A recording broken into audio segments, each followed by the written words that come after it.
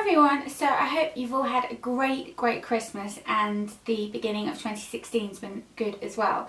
I am filming with a new lighting setup today and it looks pretty insane here.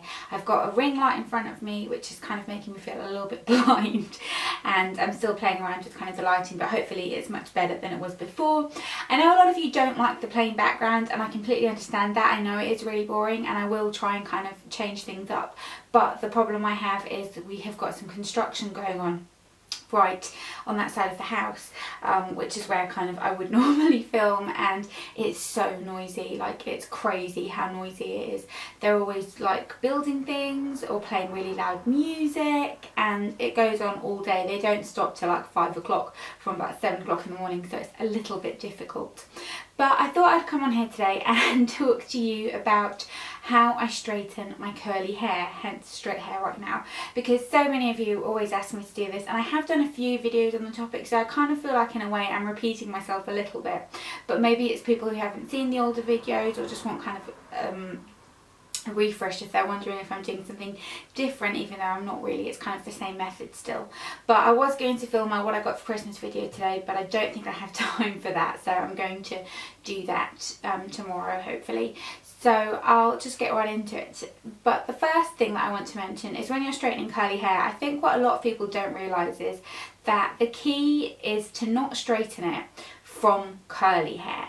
So if you diffuse your hair when you dry it, if you kind of scrunch it or anything like that, if you know you're planning on straightening it, don't do that, because straightening my hair from when it's just curly, like when I've put mousse in it or diffused it or anything like that, is impossible. The curls are so round, it takes ages, and I really like to kind of minimise the heat that I inflict on my hair, and that takes a really long time and it's not that great for your hair. So what I do is I'll wash my hair. Something that I think is kind of quite helpful is I'll use a really good like clarifying shampoo, because if I'm wearing it straight I don't like to keep doing it, so I'll kind of leave it for 3 days without washing it. So I'll use a really good clarifying shampoo so my hair is really nice and kind of super clean, and condition as normal. Sometimes I'll use like a leave-in treatment just to kind of give my hair a little bit of a boost.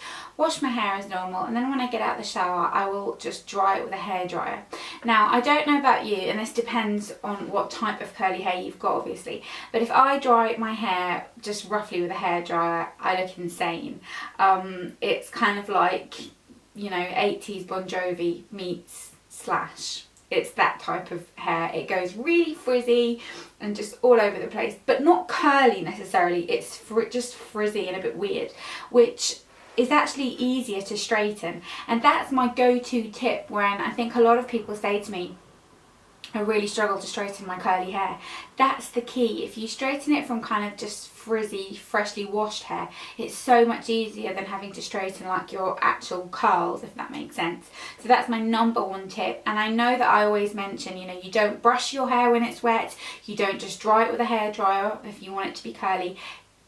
Ignore those rules and do the opposite if you're planning on straightening it, because it actually works better. So I'll brush it through and then just dry it with a hairdryer, and I look crazy. I look like the lion from The Wizard of Oz. And then just go ahead and straighten it. In terms of what products I use, I haven't brought anything to show you that I think kind of is an outstanding product, because I chop and change. I really struggle with hair care to find things that I love. I don't really love anything. I try loads of different things.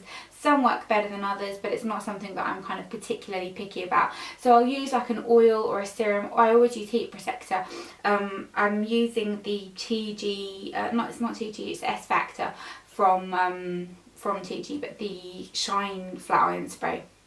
I'll use some of that in my hair and then just dry it. Then when it comes to straightening it, what I will do, first of all, the method of how I straighten it. I'll section my hair into two. So literally just section it into two. The part I'm not working on goes up in a clip. The part I am working on gets sectioned into 3 sections usually. So I'll do the bottom section first, straighten that just in a couple of sections, then let this part out and I'll do the middle section, sorry, straighten that, and then the top section. The top section is where you want to pay the most attention, because that's kind of where you have the most curl pattern. So I'll kind of go over that one and make sure that looks nice and kind of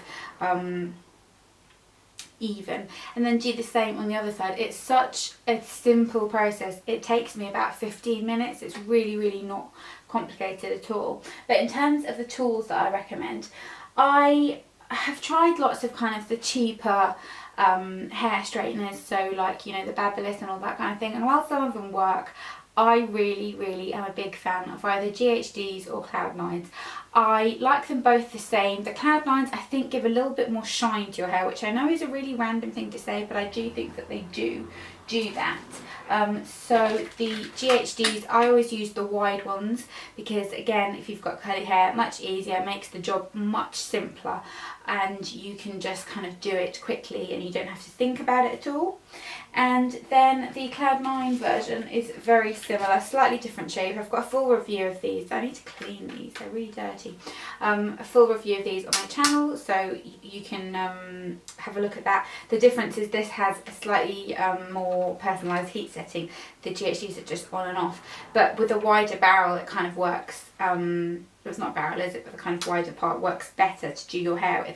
One thing that I will mention is when you're doing your hair, I think it looks much nicer when you kind of curl the bottoms inwards. Now, bearing in mind they don't stay that way, but it just gives your ends a nicer look. So a lot of times you'll see kind of the ends of someone's hair and it'll look really frazzled.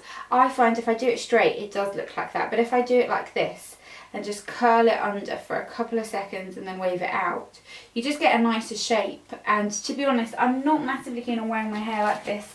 I prefer it when I curl it with the Cloud9 curling wand. If I'm going to wear it straight, I'll go ahead and do that, which I have a video for if you're interested in that. I'll try and link that down below. But when I straighten it, I'll kind of do it like this because I still think it just looks a lot more natural. I then like to put something in the ends just to make them look a little bit more alive and healthy. If I have straightened it and I'm going to wear it like this, which I did for the purpose of this video, something like the John Frieda Brilliant Brunette Liquid Shine. Oh god, I'm saying that because I'm like the light from the ring light. If I'm focusing up on a product, yeah, I'm gonna need to get used to this, aren't I? All of this YouTuber stuff.